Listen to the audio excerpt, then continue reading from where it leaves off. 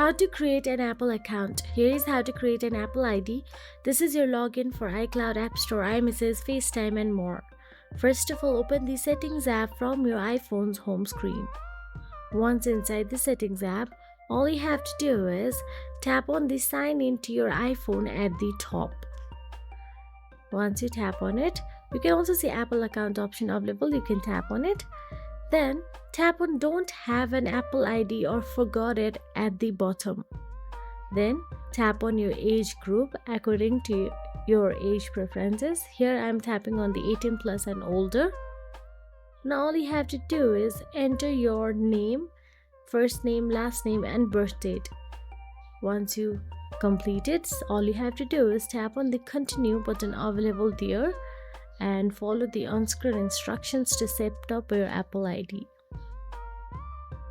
Now enter the email address, or you can also create a free iCloud email by tapping on the Don't Have an Email Address button available there.